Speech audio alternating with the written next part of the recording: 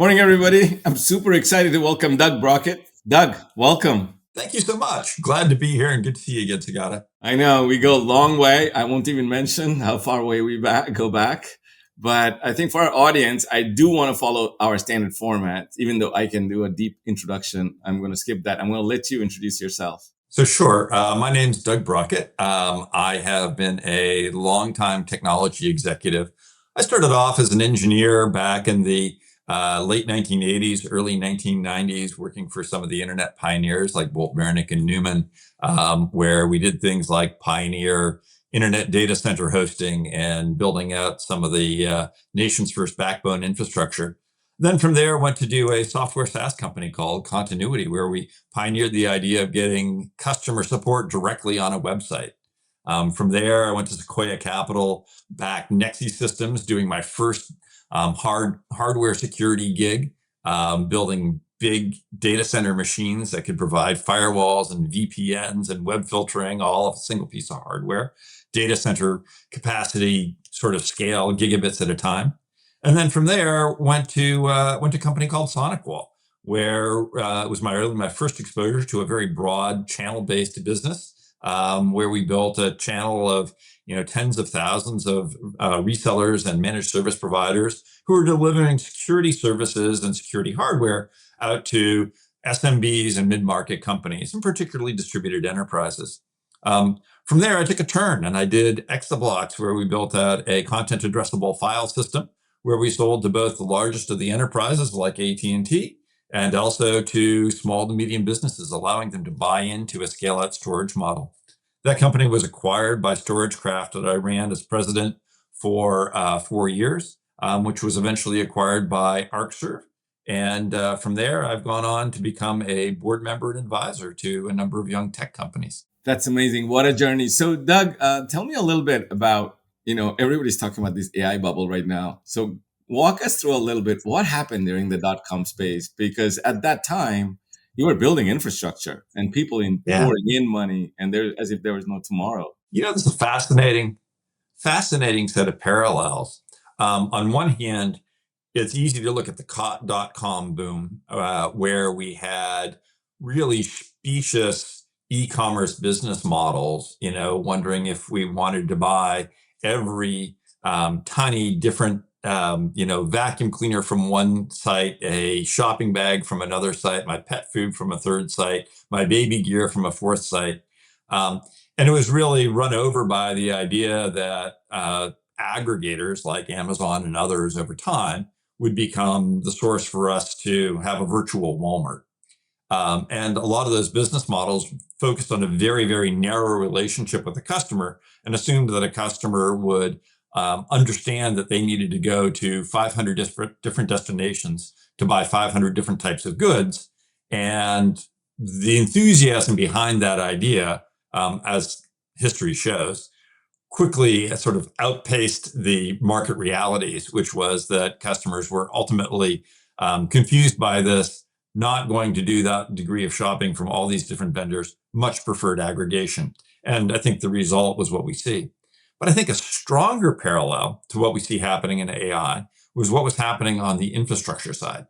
If you go back in time to the mid 1990s, running up to the 2001, 2002 implosions, there was a view that having fiber in the ground was the most important thing that we needed to do in order to create value out of the internet, because we were running out of bandwidth everywhere. Bandwidth was a scarce commodity. And so companies like WorldCom, MFS, UUNet, Quest, Frontier, other companies were racing to put fiber into the ground. And in many ways, that's an analogy to where we are today with GPUs, right? This was the hardware infrastructure that was going to power the internet. And I think what we found over time was that those business models that were, on one hand, providing a really important piece of what we needed to do to build the internet, were also being driven by huge amounts of what ultimately came to be unsustainable business obligations, with people making large forward contracts to buy large amounts of bandwidth or fiber access or capacity that was highly dependent upon someone else downstream having their business model work out. And when that didn't come to pass, the chickens came home to roost, and we saw some very significant bankruptcies, including WorldCom MCI, including companies like Exodus and others that ultimately were not able to service the very large debt burdens they brought on. And so I think we could look to today's AI infrastructure boom and the build of all of these data centers and our large dependence upon NVIDIA and view it with a little bit of caution to say, hey, these are all very highly dependent upon a revenue model that may or may not play out.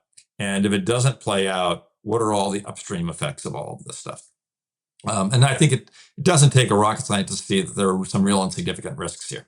So going back to that moment, it kind of unfolded very quickly, especially driven by the interest rate increases that happened. Uh, I'm not going to go into the market analogy. We'll talk about the technology analogy maybe later on. But I do have questions for you.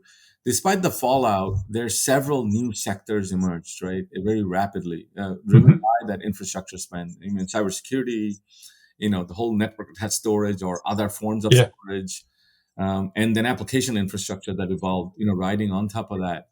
So can you kind of go back and reflect upon a little bit through the companies that you went through? What you saw also the ecosystem boom that happened, that the whole partner network of franchise that didn't exist very much before. Before that, it was really a white box reseller economy. But then you started to see the rise of this value added, whatever, Yes. right, distributor VARs, etc. Can you kind of walk us through like what happened as a result of that? Yeah, I think if you wind the clock back 40 years, 50 years, right, the whole idea of having computers that could talk to each other, right, and local area networks and the earliest of the, DECnet and Ethernet experiences back in the late 70s and early 1980s, like so much of what's happened to technology in the last 50 years, those were research-oriented projects for people that had, PhDs in the technology to go try to drive that level of connectivity. And what we found really quickly as the internet started to get built out in the late 1980s, early 1990s, and you started seeing more and more commercial adoption of it, was that the value people were seeing from a business perspective was rapidly blowing up everything that was being done from a technology and a research perspective, right? So the thing that the local area networks and the wide area networks were built for, that intended audience, who were a set of very, very technical people who could be expected to install, configure, maintain, and run their own computers, that was no longer who you were talking to. At one time during my phase with BBN, we were deploying something like 50,000 modems per month for America Online in the mid 1990s as we started to build out their network. We were adding bandwidth as fast as you could possibly source it. And you realize that who are all these people that are buying all of this internet connectivity, that are wanting to get online? Clearly, they're not our audience. So who needs to step in to fulfill that role, right? Well, that's where the channel really got its start on the networking side, right? So before, people whose job it was to be your PC reseller, or maybe be a Sun Microsystems reseller, we're now taking on the job of saying, hey, you know what? We've got to go bring these things into the world of networking. And in the land of networking, there is so much soft value add beyond just installing a computer. There's soft value add here in configuration, in software maintenance, in performance optimization, that I think they had an opportunity to create whole new businesses. And I think that opportunity continued to scale. If you take a look at the mid to late 1990s, that's when we saw, the proliferation of new types of computer threats, right? So in the late 1980s, you saw the Morris worm as the first attack on the internet that actually could spread from computer to computer, taking advantages of weaknesses in the mail system. From there, by the mid 1990s, we saw more and more sort of internet mobile attacks. We saw the growth of companies like Checkpoint that would actually have firewalls in play in front of most organizations. The idea that you couldn't just get pure public IP address to any computer, any node, anywhere on the internet was a shock to researchers everywhere who said, but that's how we used to do all of our scientific collaboration. Well, that's not what you can do in a commercial environment. And so the opportunity for those resellers now to get into securing stuff and providing more best practices in that area was, I think, profound. I mean, cybersecurity is turning out to be almost $1 trillion, ecosystem, hardware, software, and services. But it's also layered, right? And one of the things that we used to discuss when we were Sonic Wall, there's no such thing as a small business virus, right?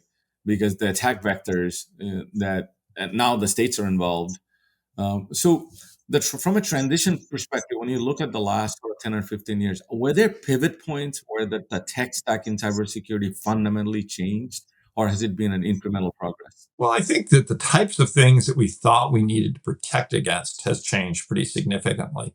If you think about what we were interested in 25 years ago, 30 years ago, it was, how we lock down all of the ports on our network. And do we have any machines that are open for telnet access or have other sort of well-known ports that are not being guarded? And what I think we realized was that was pretty easy to put in play packet filters that would keep those things from being vulnerable. From there, we started to realize, boy, the threats may actually be inside the payloads, right? And that's when we started getting smarter about, hey, what's actually coming in over a particular, for example, HTTP connection. And this was the idea of deep packet inspection, thinking about intrusion protection as an important gateway function, being able to think about gateway antivirus as an important gateway function, and even integrating things like data leakage prevention, DLP, looking at outbound traffic to say, hey, who may be exfiltrating data from my network? And so I think there was a really pivotal moment where we went from saying, oh gosh, we just need to stop all the traffic of a particular type to come in. We started recognizing the fact that, yes, if I want to do business, my customers need to be able to access my website. My employees need to be able to access other websites. All this stuff is going to go over HTTP or HTTPS, maybe over an email connection. Now I've got to start scanning all of that content because I can't shut those ports down and have my business still operate. So that meant that now, instead of just looking at where is this flow going to or coming from, we had to look at every bit inside of every packet to make sure that it was safe. And that was a multi-order of magnitude increase in the amount of processing that you had to do, but also a order of magnitude increase in the level of complexity of the software that we had to write in order to be able to keep people protected. And so that change happened sort of, call it mid to late of the first decade of the century, where that stuff started to become widespread. And now we've gone beyond that because now we're responding to things like advanced persistent threats, lots of horizontal movements within networks, lots of identity compromises, right? Those types of attacks are getting that much more, I think, sophisticated and dangerous in terms of what they're going after. So I'm going to come back to this a little bit, but I do want to go back to other dimension of your background, which is you did a startup in the storage space. And going back to a bank analogy, you have multiple levels of security before you get to the vault, but the bankers are after the robbers are after the vault because that's where the data is stored or the wealth is there. So as a parallel to this evolution, the storage architecture and the databases that store them fundamentally change, right? Instead of being local, they're virtual. So can you talk a little bit about like what happened in that side? Then we'll come back to the ecosystem discussion again. Sure. I mean, storage has been a fascinating thing in that as our ability to transmit data over the internet got bigger and bigger and better and better, the amount of data that we chose to store became bigger and bigger as well because we could send more to our storage devices. That coupled with fundamental advances in physics, being able to put more and more bits either on a hard drive platter or onto a SSD, or even in earlier days onto tape, that capacity was expanding sort of in line with Moore's law and sometimes even ahead of Moore's law. And I used to say the most expensive thing you could ever try to do with data was to try to delete it. It takes so much time to try to figure out what you want to delete, what you don't want to delete in regulated industries, if you're even allowed to delete it, that there's this behavior that says the easiest thing to do with data is just to roll it all forward and keep it all. And so that leads to this snowballing problem of data storage that's happened over time. And if you looked at what the fraction of folks' IT budgets that was going into storage in the early parts of the 2010s, it was getting to be really, really significant. Like the idea that I've got to keep all this data and I've got to back it up, roll it off to tape someplace, save it, keep it, at Iron Mountain or somewhere else, effectively in perpetuity, because I can't figure out what I can get rid of. That was starting to chew up tremendous amounts of people's budgets. At the same time, we had all these cyber attacks where the cyber criminals are saying, "Hey, there's two ways for me to make money here. One way is for me to exfiltrate this data and to bring it out of your network, and I'll get your customer list, their credit card numbers, the PII, and I'll exfiltrate that stuff and do bad things with it. The other thing that I can do is I can change it on your network, right? Either via encrypting it, corrupting it, changing it in some way so that I appear to be a valid supplier to whom you owe money, all sorts of stuff. So now I've got to find ways where not only can I keep my data from exfiltration, which our network devices tend to be, an appropriate place to try to do that, but also protect it from things like ransomware, where that's been the most popular form of data overwrite. And one way to try to stop ransomware attacks is that the gateway to say, hey, don't let any bad code that might go try to run ransomware into my network.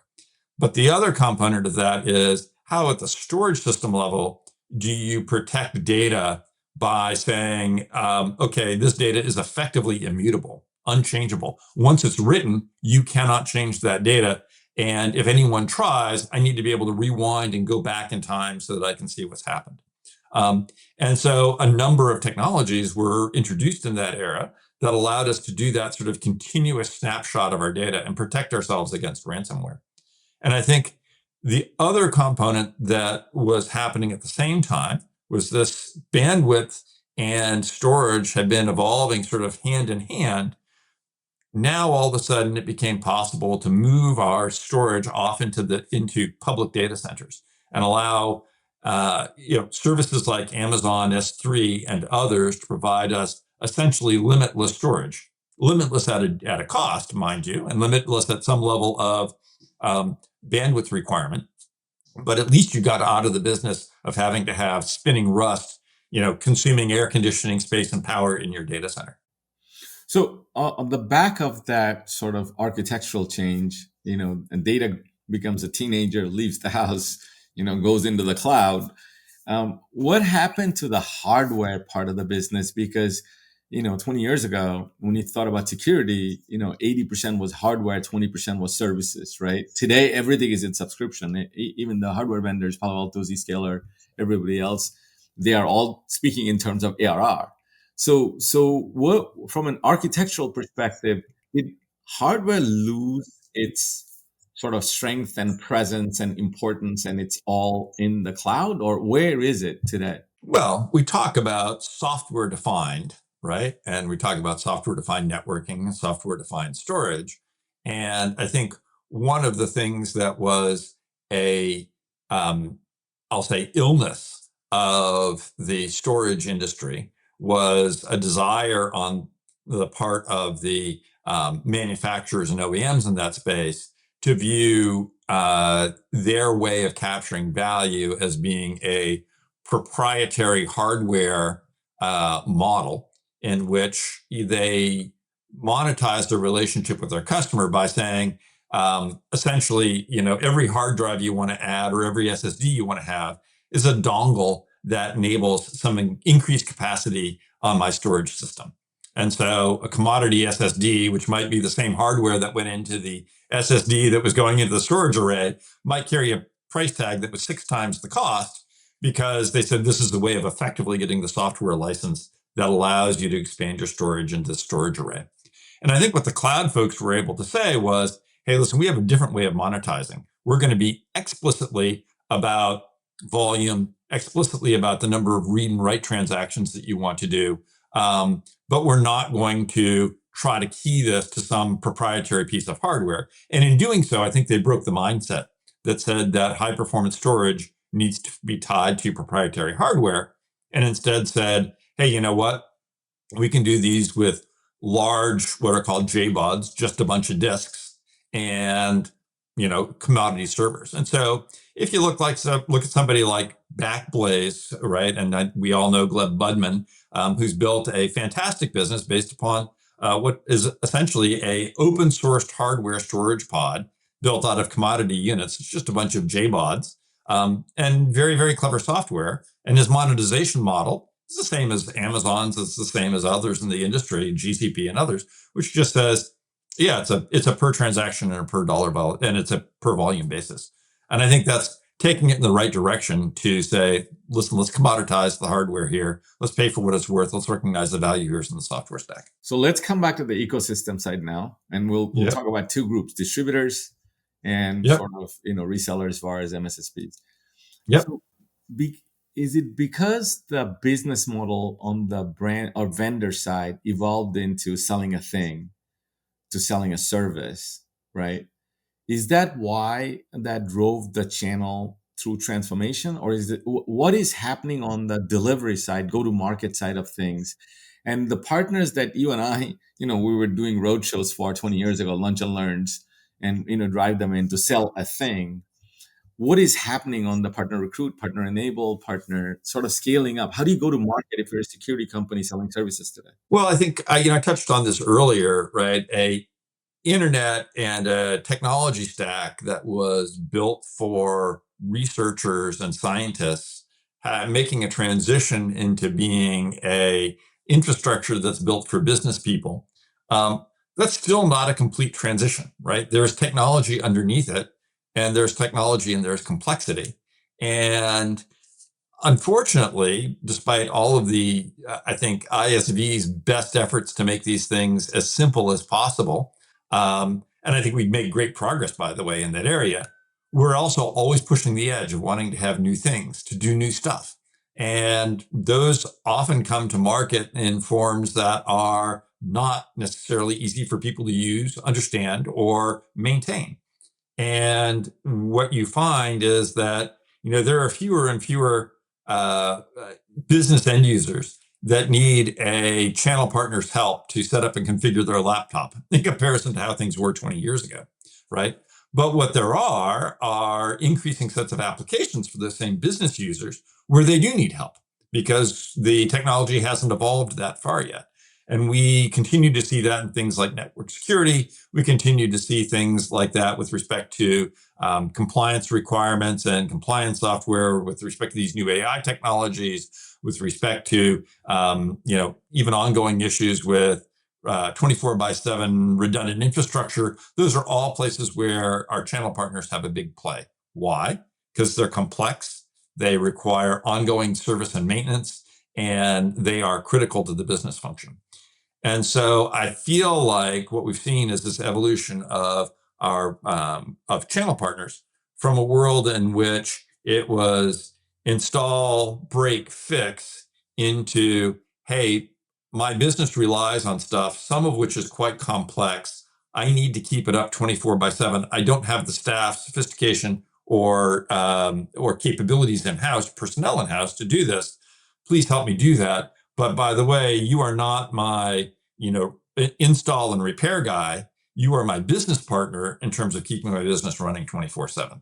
And so I think that's at the level of the reseller and the managed service provider. It is a continuous evolution to more and more of a service provider business partner model. I had a podcast with Joe Levy, and there's something he said kind of stood out for me. He said, there's only 1,000 CISO, which are for Fortune 1,000 companies, but every business needs a CISO. Yes. So unless the partner moves from being a plumber to an advisor to a CISO, they will struggle to survive. And I'm kind of hearing from you on that also. But I do have a question coming back to your role, sort of at a board member. You're three different sizes of companies, and in the security space. They're going to market. When we were together 20 years ago, when we went from 50 million to 100 million to 200 million, distribution played a huge role in our discussion. So when we're going through that transition, distribution played a huge role in every one of those inflection points, and we would have a pretty large distribution team. When Mhm. you're in the services business and you're trying to go after, directly selling to managed service provider or VARs with SKUs that doesn't need inventory, Yeah.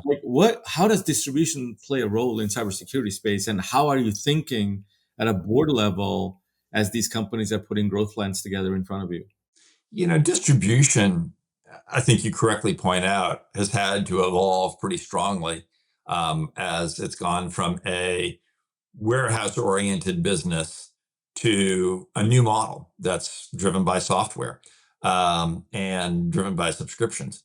But remember that there were multiple rules why you wanted to have distribution involved and why you still want to have distribution involved. Couple of them are one, distribution offers a great place to have a community of your reseller and service provider channel partners, right? They have a location they can go to and a community they can build from that shares information, shares knowledge, shares some behaviors, shares geographies, right? So that's one important thing, right? As a way to reach and be reached by your downstream partners. Secondly, it was very important for us as a company at almost any scale to understand what the convenient way for a channel partner and for ultimately an end user to buy a product, right? And there's this idea of matching the payment model, the payment terms, and the cash flow with what has to happen from the vendor side versus what has to happen the end user side. And distribution and resellers and managed service providers often operate as the impedance match to make sure that those two things align, right? They provide that elasticity to go from quarterly billing to monthly billing, or annual billing to quarterly billing, or prepaids to postpaids. That's super important, right? Because you want to meet the customer with where they are, and that's something that channel partners have learned really well. And ultimately, as vendors, we can use distributors to help us get to that end goal. And then thirdly, we like to think of ourselves on the software vendor side as being, the point of aggregation by which a channel partner and end user can buy, all of the stuff that they need to solve our particular problem for our particular addressable market. But what we often don't think of is that our channel partner is solving a whole different, much broader set of needs for that customer, we hope. And similarly, maybe doing that over a lot of customers and maybe doing it over a very broad set of products. And if they can use distribution to provide an aggregation point for all of their billing, all of their statements, all of their reporting, all of their cash flow, all of their credit management, that's a tremendous value that distribution can bring to that partner. And we as vendors need to appreciate. So I think that on one hand, yes, there are managed service providers and resellers who would prefer to have a direct relationship with us as a vendor. And we need to look at those carefully and evaluate those. But for many, many, many partners, working with distribution is what they choose to do because they want to have access to that broad portfolio with consolidated billing, with the credit terms they want on the reporting and management side that those distributors have now evolved to produce. So I think distribution has an important role to play in the future, and I think we would ignore it at our peril. So going back to the 3 points you made, it's a point of aggregation, it's a warehouse and a bank, and you're saying it's Yep. less of a warehouse from a value add perspective today because you can Yep. drop ship through FedEx and anybody else. Well, 90% of what's being delivered these days in terms of value is no longer on a hardware piece of hardware equipment, right? It's software. I no longer need to mail you a paper license key so that you can activate my software, right? All that electronic fulfillment sort of gets rid of the need for a warehouse for 90% of the value of what's being delivered. Yes. So I want to come back to the point of aggregation because aggregation had kind of two primary objectives. One is to put stuff together so a partner can buy from one source because of Mm-hmm. credit financing or whatnot. Another one is put bundles together that they go together like a value meal for the customer, right? Mm-hmm. If I focus on the second order of aggregation, how important are the marketplaces? Because if you look at the cybersecurity platforms today, right, whether it's Palo Alto, whether it's Zscaler, whether it's Fortinet, they are building because at the end customer level, they're buying two, three, four things together to secure Yeah. infrastructure, right? So when you think about distribution today, do you consider these sort of sub marketplaces as a point of aggregation also? I absolutely do. I mean, I think, distributors like Pax8, for example, do a tremendous job of providing a cornucopia of offerings that a managed service provider can purchase. But they also provide bundles that are, as you say, hey, this is the happy meal that you need to get. I think that as vendors, there's two ways we need to think about that, maybe even three, right? One is, what do I do under my brand, either through an explicit resale relationship or an OEM or a co-sell arrangement? There is, what do I enable at distribution? So I go to a distributor and say, hey, vendor A, vendor B, vendor C, we're going to get together. We're going to offer a package here at distribution and allow you to purchase that. And then what does the distributor do? And that is sort of a self-initiated model in which they say, hey, listen, there's a high propensity of people who buy, laptops to buy storage at the same time. I'm going to go put together my own bundle with or without vendor participation. And by the way, I'll layer this stack software on top of it. And I think that all of those bundling strategies bring value. And I think that each one of them plays a different role depending on what level of support, what level of interoperability, what level of branding you want. But all of them have a role to play. So when you think about from a leadership perspective, these three companies that you have, right? Yeah. One, I know is a pure channel-based motion. Another one is predominantly direct, but trying to build a channel. Another Yep. one is, just raised money and trying to ramp, Yep. but you think they're going to go through the channel, right? So let's talk about like a chief revenue officer or a partner officer.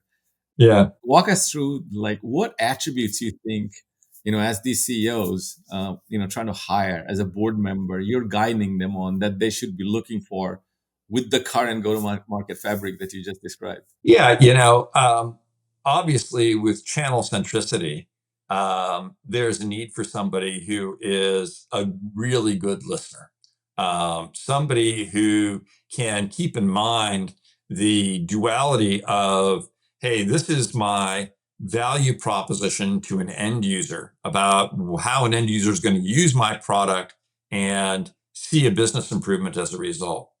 And then the other half of that duality is, here's my business proposition to a channel partner. And this is why my channel partner is going to sell my product and service my product and maybe even help operate my product. And they're going to see business value as a result of having been in that business of operating, selling, and managing my product. And those are two really different propositions. And so when I'm looking for a CEO or a CRO, I'm looking for somebody who can keep both of those models in mind. And that's important, right? It's important to remember that there's this duality on both sides of the relationship. And when you double click down to the next level of the organization, when you think about a channel account manager, right, or a director of a region 20 years ago, they were Yep. predominantly relationship and fulfillment people, right? They had a licensing problem, they forwarded an email. They had someone to upgrade, they forwarded an email, right? So today, when you look at where the market is and the sophistication of the partner, and I'm going to use one of the things that you and I talk offline, these greenfield and brownfield, right? Yeah. When we were launching Sonic Health, it was wide, completely greenfield. Like you threw a Sure. product out, it got sucked in. There was enough pull through. Today, going back to the value meal, I'm selling a flavored of paprika that I put it on my French fries, and I got to go explain to the partner and the buyer why they should have this paprika French fries part of their meal, right? So there's a Yeah. lot of push. So what are the requirements you think in a channel account management role? when it's a pull-through economy selling just the burger, and now I'm selling paprika in a very crowded place? Yeah, well, I think there's twofold. One is helping the market understand, hey, listen, this is to use your analogy. This is why paprika burgers are really important, good for your health, right? And let me give you 6 reasons why it's going to make you more cardiovascularly fit, or something like that. And what that means is that we've got to have and I'm sure it's felt like this since time immemorial, but we've got to have increasing domain expertise among our salespeople, right? Whether it's a CAM or an AE, they just have to know what it is they're selling, and they have to understand differentiation. And particularly from the world of cybersecurity, we've gone from a world in which we had maybe a couple hundred cyber vendors to now we have thousands of cyber vendors, right? So understanding your differentiation is literally an order of magnitude more complex than it used to be, right? The other component to that is remembering that our partners need to understand why selling that paprika burger is not just better for their customer to deliver all those health benefits we talked about, but it's also going to be a lucrative sell for them to make. So they have to understand that there's margin for them to be made. They have to understand that it enables services. They have to understand that will free up end user budget from other areas where they can deliver higher margin services. And that's an important role of a channel account manager, right? Is to be able to articulate that. So from a go-to-market wise, you and I were discussing the other day that you have a portfolio company that's growing 50% a year, and the ratio there is $1 burn to $1 ARR growth. Yep. And the investors are asking, how can you get to 80%? How much money do you need, right? Yeah. So without getting into the details of it, but from a go-to-market paradigm wise, is the burden now on the brand to create the demand, because it's so difficult to go explain to a partner and the partner explain to a buyer what paprika burger does? Like, what is the go-to-market spend thinking now in a crowded space like this? Yeah, well, I mean, certainly brand has a role to play. And as you're trying to rise above the noise, as we've said for years, in any particular market, right? There is hey, who's even in your unaided consideration set, and that's certainly an important role for the brand. Um, but I also think that we can't underestimate just the value of relationships, particularly among partners. Partners want to do business with folks they can trust and folks that will stand behind what they're doing. Ultimately, partners sell to end users on the basis of the fact that they have delivered before and will continue to deliver to that end user. As a vendor, we need to step up and make sure that we're delivering to our partners, and we are doing everything we can to make that partner a hero for their end user. And that ultimately comes with trust, with mutual education about what is your business, what is my business, how do we work together to win more business. And I think that it's a mistake to believe that brand can win trust just on its own. It's got to be this hand in hand of, yes, I have a brand. Yes, I have unaided awareness. Yes, you've heard of me and will take my call. But what do I show you during our initial months of engagement and years of engagement to say that, yes, I'm worth your continued mutual investment for us to go to market together? So when you think about from an investment perspective, I know a lot of deal flows through your private equity partners, and I'm sure you take a lot of them. I'm going to keep aside AI for the moment because I'll come back to it. Sure. But in the cybersecurity space, that's the second largest investment sector right after AI.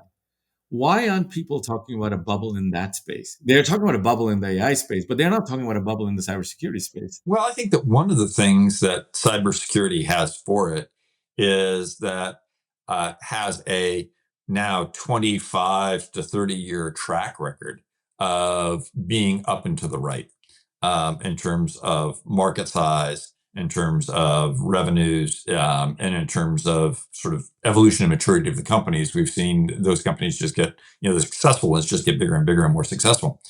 And the reason for that is not necessarily a good one, right? It's because we haven't solved the problem, or at least cyber attackers get better and better and better. Why do they get better? Well, the answer is because there's profit for cyber criminals. And there's profit for cyber criminals only because we're doing more and more business on the internet. So, we go back to the question of Willie Sutton, right? Why do you rob banks? And his answer was because that's where the money is. Why are there cyber criminals? Well, as it turns out, there's more money there every year. Why do we need to have cybersecurity companies? Well, because the cyber criminals are trying to make off with more and more dollars. Um, I think while we don't see any slowdown in the size of commerce that's running through the internet, we're not likely to see a slowdown in the amount of cyber criminals going after it. And therefore, we're not likely to see a slowdown in the growth of cybersecurity. And so I think that's one of the reasons why people feel that valuations around cybersecurity are, I'm not going to argue whether they're inflated or underappreciated one way or the other, but while they're more stable historically than some of the other bubbly types of stocks that we've seen, it's just that it's proved out in the numbers. So, I read somewhere that there's a narrative that AI would be more harmful in the near term than it'll be helpful simply because, there's aggregation of smart people that can abuse it and predominantly in the attack vector space, right?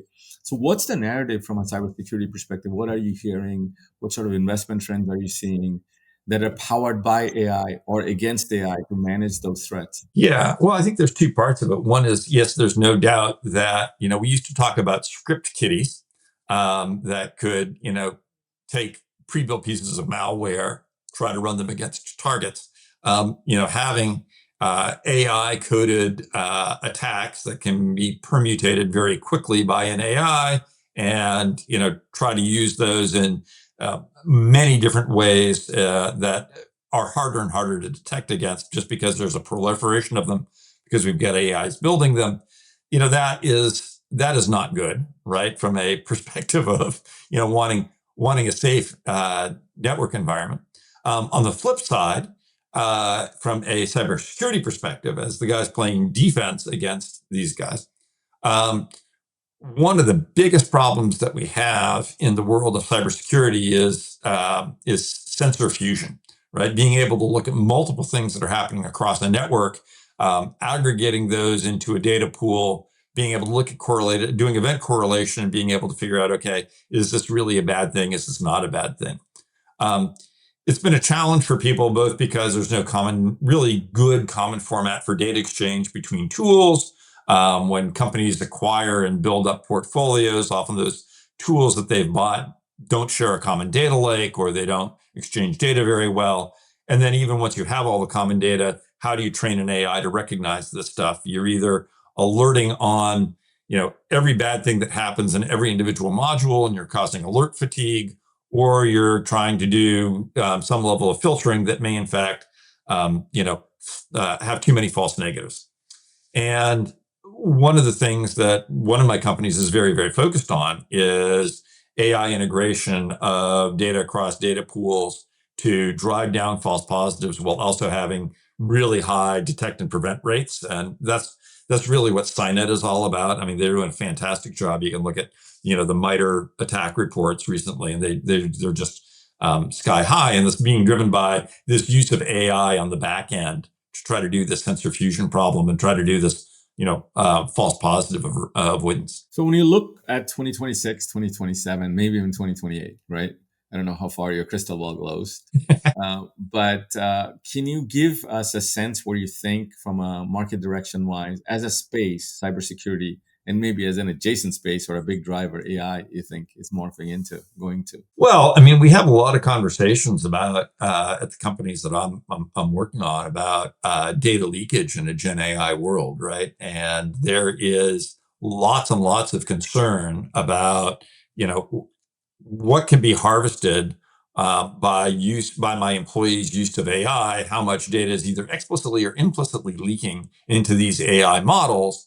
And then can those AI models essentially be reversed engineered and mapped to do data extraction? And although a lot of people have hypothesized that once learning goes into a model, the training set from that can never be extracted back out, There's some academic results recently that says, hey, at least some level of generalizations can be pulled back out of some types of models, and use that to extract data.